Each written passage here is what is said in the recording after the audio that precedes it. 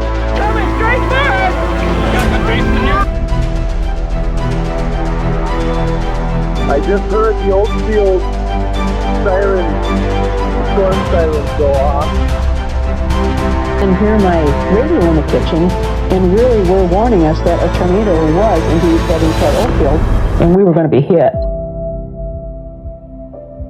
Tornado strengthened to F5 status. The damage it left in its wake reached incredible proportions. Houses were completely knocked off foundations, and automobiles became airborne missiles being tossed hundreds of feet. Governor Thompson called it the worst disaster he's seen as governor and promises state help for the area. Fond du Lac officials estimate damage at $50 million. There's a section of town here, probably about a half a mile wide, that is pretty much leveled right to the ground, from what we can see at this time. The biggest concern was to make sure someone wasn't trapped in all of the debris. You gotta cover Main Street too. This side of Main. This side of Main Street? Just this side of Main Street. Teams of police officers, firemen, and volunteers then fanned out, hoping for the best, but fearing the worst. Anybody in here?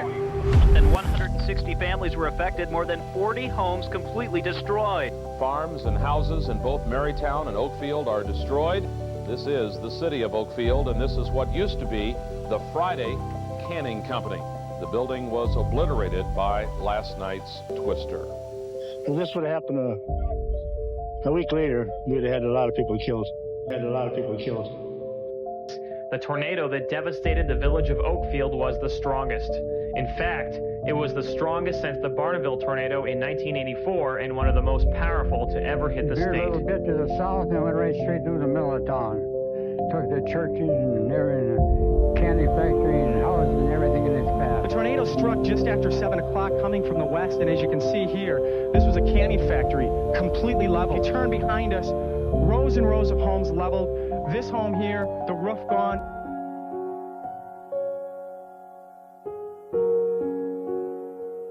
If you would have seen the destruction shortly after the tornado, you can't imagine how everybody did survive. Initially, the damage was hidden under a cloak of darkness.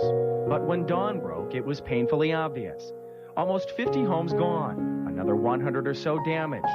Trees snapped like toothpicks, 2 churches ripped apart, and the community's largest employer leveled.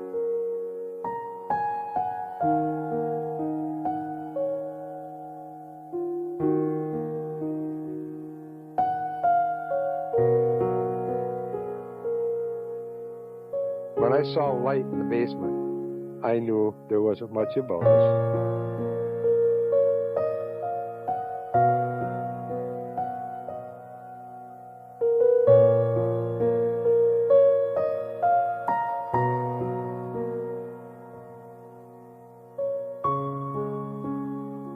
10,000 volunteers were allowed in. Those lending a hand included the National Guard and even several dozen state prisoners. Well, people need help, you gotta pitch in and help them. That's all you can do, it's just help. A lot of work to be done here. They need all the help they can get.